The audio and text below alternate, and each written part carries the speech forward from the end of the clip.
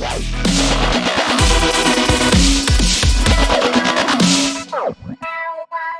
guys! Welcome to episode 2 of the HomeGirls Happy Hour. That's only 30 minutes. As you can see, well, if you can see, if you're watching this on YouTube, Beth and I are not together. We're not together. We're not on a break, but It's no day. So I'm here and she's there, but we're still doing this because we got to get this info out. And today we're talking about our buyers. We're going to continue sort of on the line where we were last week. And Beth, I'm going to let you tell the fun people about, your recent, I guess, offer experience. Oh, it's not even one, but two. That's the kicker part.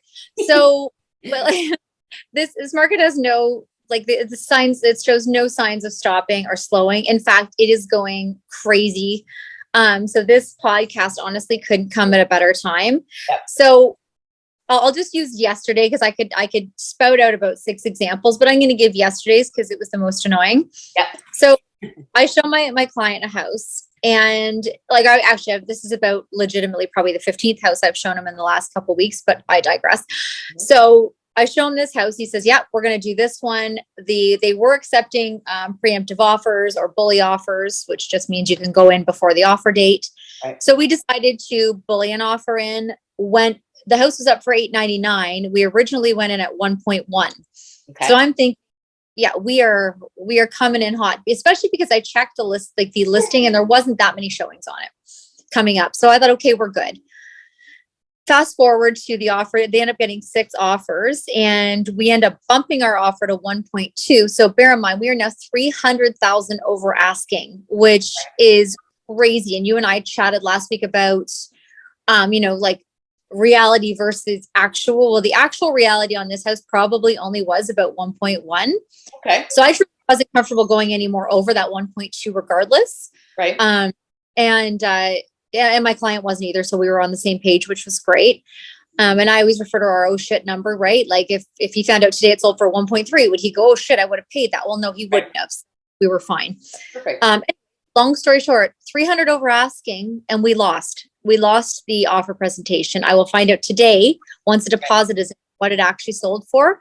But I mean, we're in a market right now where I'm showing my client has a budget of over $1 million, and I'm having to show now 700 to 750 homes in order to keep him in the game, which is ridiculous. But it is where we are, and there are people that legitimately need homes right now. And this client is one of them. I've got a few clients right now that we are pounding the pavement every day, looking at this, just praying to God that one of them falls into place. And one, not only that falls into place, but they actually love the home, not just, okay, we need to get a house, so let's put an offer on this one. Exactly. They'll just kind of take what they can get. But that's the crazy part is, okay, so you have $1 million budget. Okay, let's look at houses for 700. Like the logic there is just so askew. And it's tough because when you're sending people properties and you keep lowering the budget, knowing full well they're going to go way up asking, they're like, well, why are you sending me things for 600 if my budget's 9? I'm like, well, because things that are listed at 600 are going to sell for 9.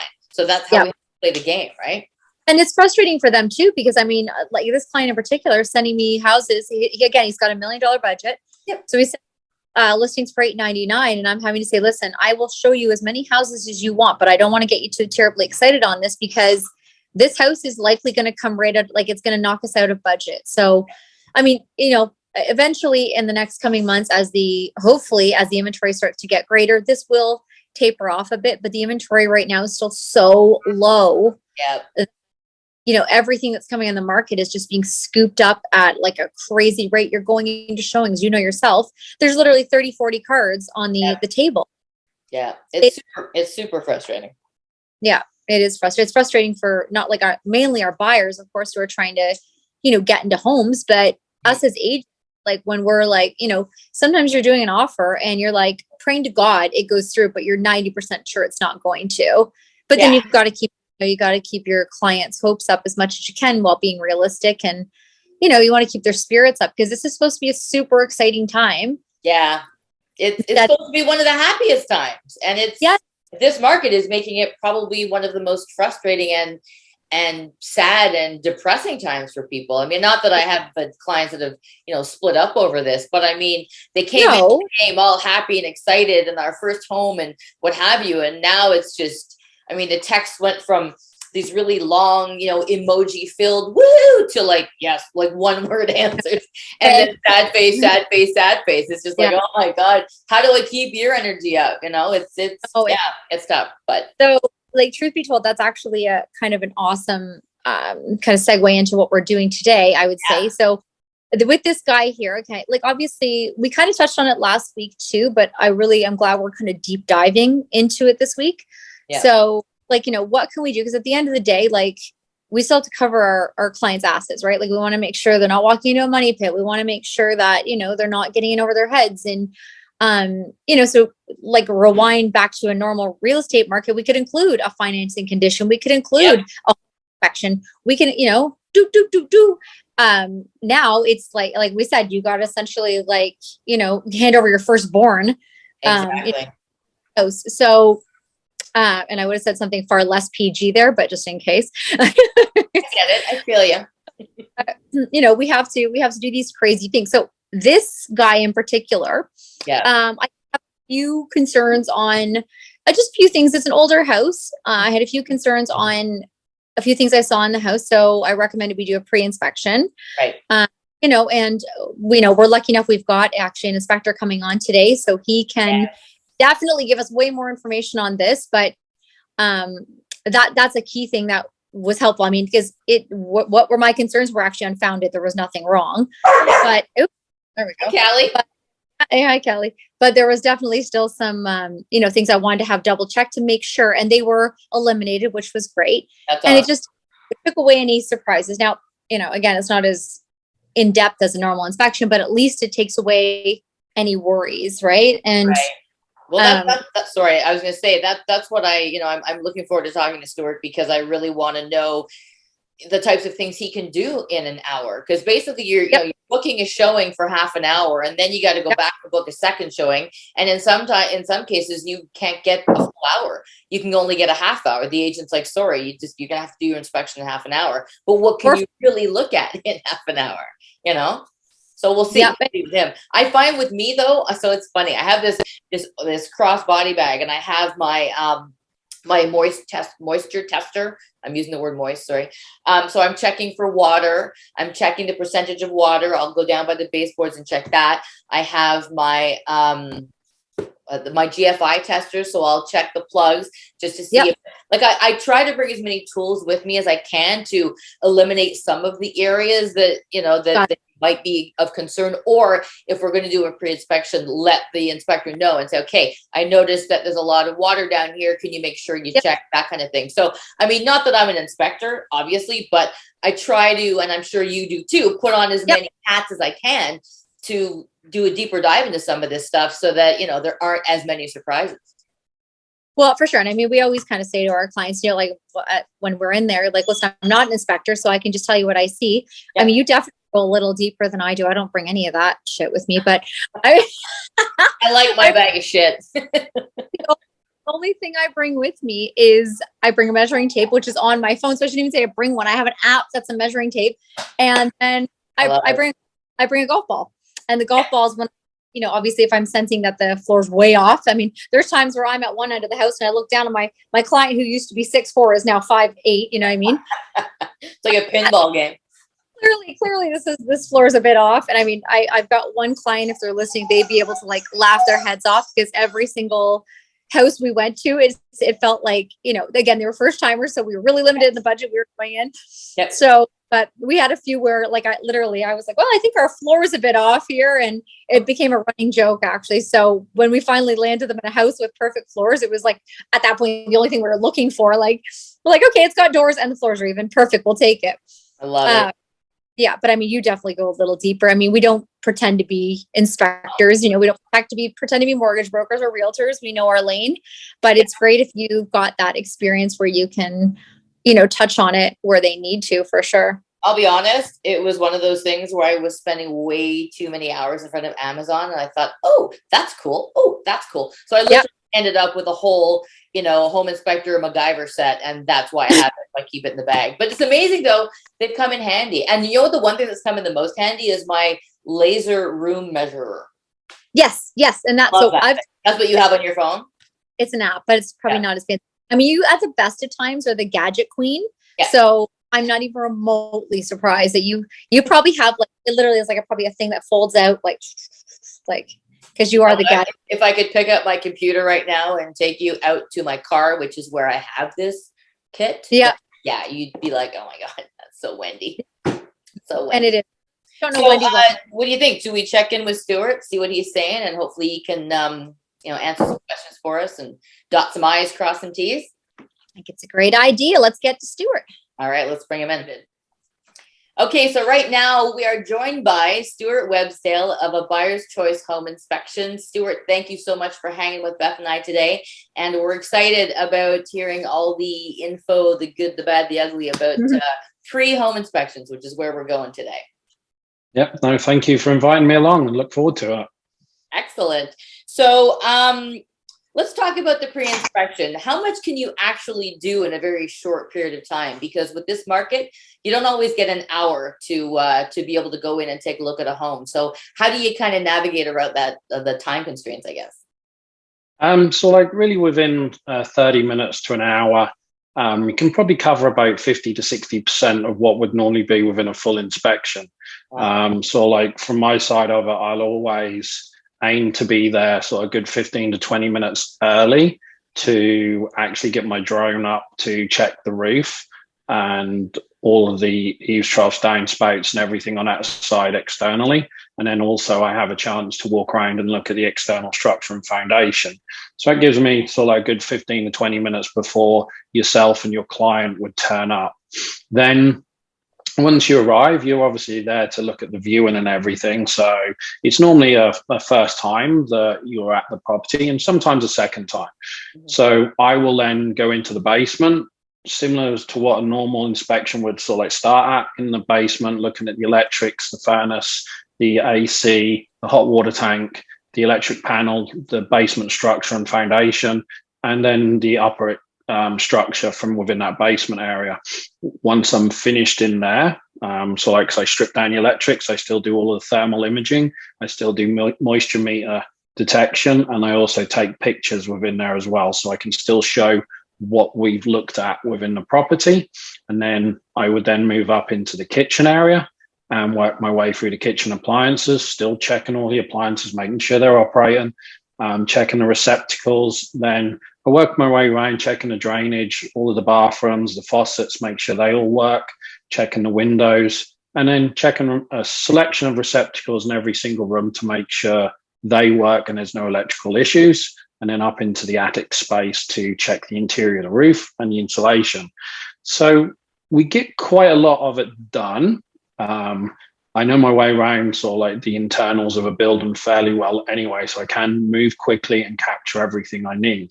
Yeah. Obviously, some delays come in if there's questions from your clients and yourself at that time, which can slow things down. But normally, with the way that I work, I like to sort of like highlight that I'm trying to get through as much as I can possibly. And if there are burning questions, ask them, and then we can pick everything up afterwards outside in a debrief. And then I give a written report as well. Okay, that makes sense. In other words, don't talk to me, let me do my thing. Yep. We can talk about it after. Yeah, pretty much. So like at the end of the day, you're there, you're looking at the strategy of the buy-in side of it. They're looking at how all of their furniture is going to fit in, the decorations and everything on that side of it. So they don't want me chirping in their ear all the way through. So it gives them the focus. Then we can debrief outside. And again, I like to give the written report so they don't have to think about what I've told them whilst they're also thinking about how much it's going to cost and the strategy of putting everything inside of it. So the report comes through, it gives them an overview of what we discussed, it gives them the pictures, they can see everything. So then they have that confidence to go to their highest level with the bid. Right. Are you sorry. Yeah. Sorry, go ahead, Beth. No. Sorry, Wendy. I was just going to ask for people who don't know, like, I mean, Wendy and I both know, but from a cost perspective, what would somebody be looking at from a pre-inspection? Because obviously if people are looking at, 5-6 houses and they're going in 5-6 times in offers, they'll have to do these inspections wherever they feel there might be an issue. So what are they looking at? Like, what should people be budgeting for as far as like a pre-inspection right now?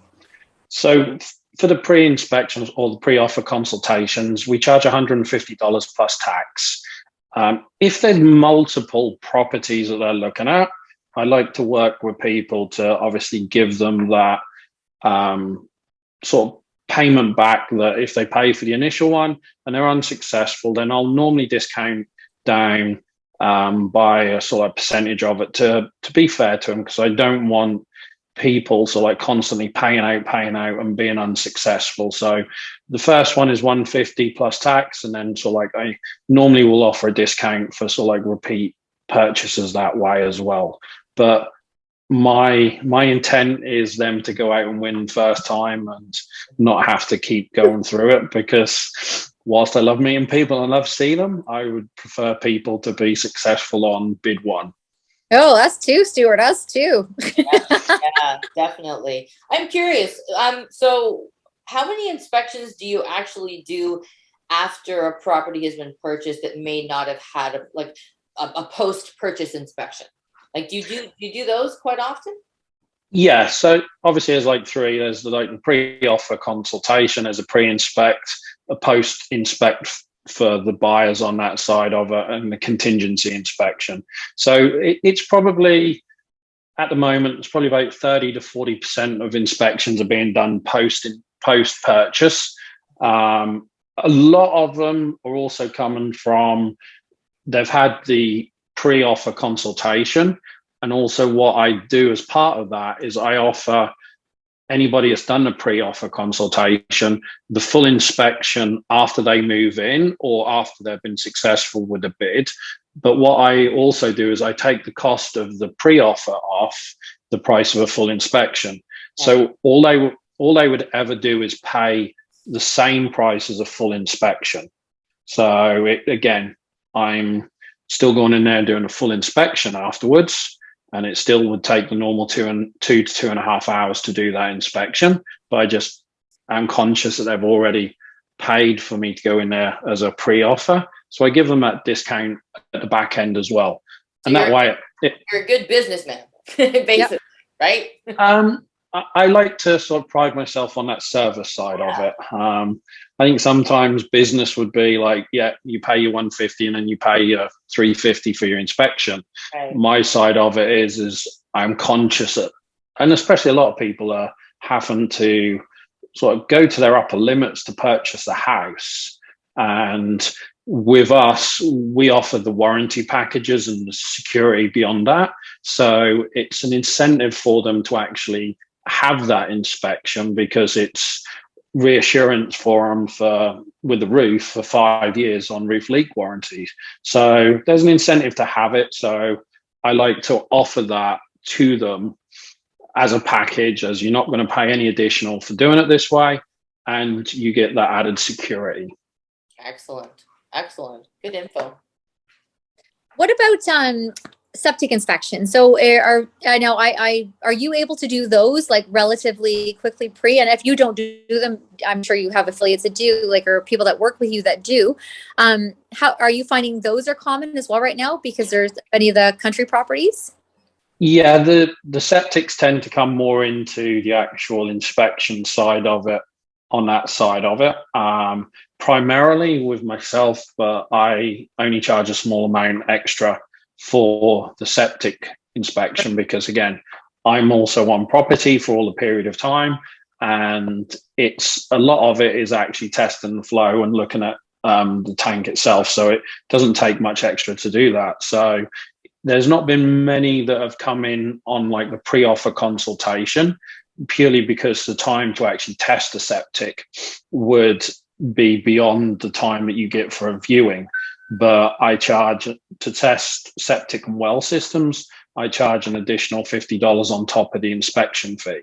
So that gets everybody inspected that way. Nice. Yep. Are you wet inspection certified? Yep, we do the wet certifications as well. So I can pretty much encompass everything directly myself. And then also I have contacts which also do that work for me if I'm busy. One-stop shopping. Of course, that was exactly what I was going to say. Yeah, that's what we aim to do, is make sure that we've got everything. And then if there isn't something that I can deliver, I have people that can deliver it for me, and I arrange them. That's all included in the cost. And it's similar to how we work with the commercial properties as well. Nice. Well, I would love to, I don't know if Beth would, but I'm sure she's going to say yes. Bring you back again to talk about some other stuff. The one thing I really want to talk about is warning signs, but I know we don't have enough time to keep this within our half-hour show today. Mm-hmm. But I want to talk about next time around the things that you kind of walk up to a house and go, uh-oh, because I know that there's some that I kind of think are uh-ohs, and I know Beth definitely deals with them. So maybe you can come back again and talk about some of the things immediately if we notice that we would know that they would potentially be problematic. Yes, certainly. There's plenty of things like that. And there's also things that you can see easily for cost savings as well. All right. Okay. So we'll bring you back for that for sure. But where can we find you? Where can our clients find you in the meantime? Okay. Well, you can contact me on my cell number, which is 289-828-4837. My website is abuyer'schoice.com/Hamilton. Okay. And that'll take to my website. And then also you can book the inspections and everything from that site as well. Excellent. That's fantastic. Thank you so much for that, Stuart. Thanks for the time. We appreciate it. And we'll be seeing you again soon. No, excellent. Well, thank you very much. And I really appreciate the time. Cheers. Thank you. Take care. Thank you. Bye. Bye. Wow, Stuart Websdale from abuyer'schoicehomeinspection.com is like a wealth of knowledge. He knows so much, and I can't wait to bring him back at another time to talk about all kinds of things because, he sure knows his stuff. That was awesome. Honestly, that was really. I'm hoping that our listeners can catch on with that and use him. Yeah, he actually made it fun, which I loved. Mm-hmm. So next week we've got kind of a fun podcast.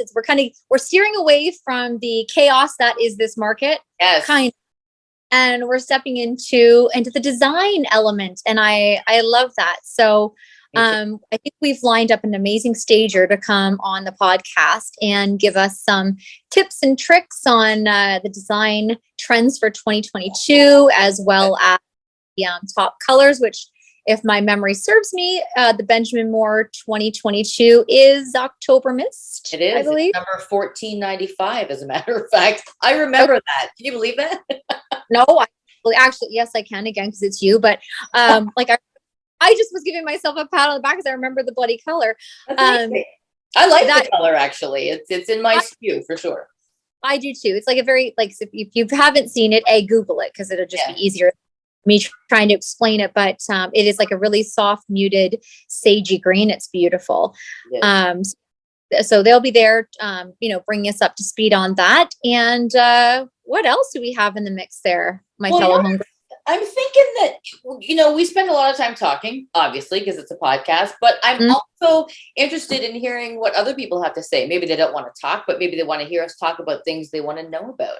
So I guess this is a call to all of you who are listening. If you have any questions, if you have, real estate questions, non-real estate questions, fun stuff, not so fun stuff, we're pretty much here to answer anything.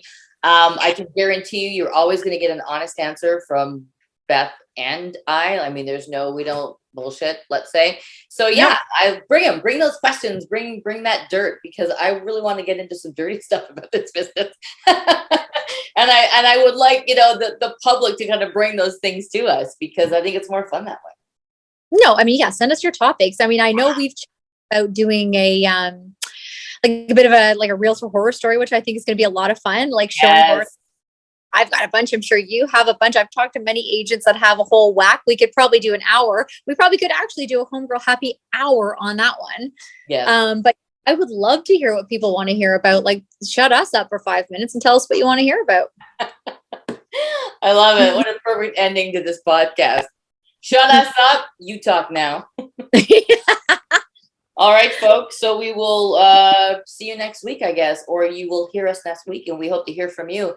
I'm going to throw an email address in here, well, if I can get it out, homegirlsteam@gmail.com is the email address. Yeah, drop us a line and let's chat. Bye. See you, Beth. See you, Lynn.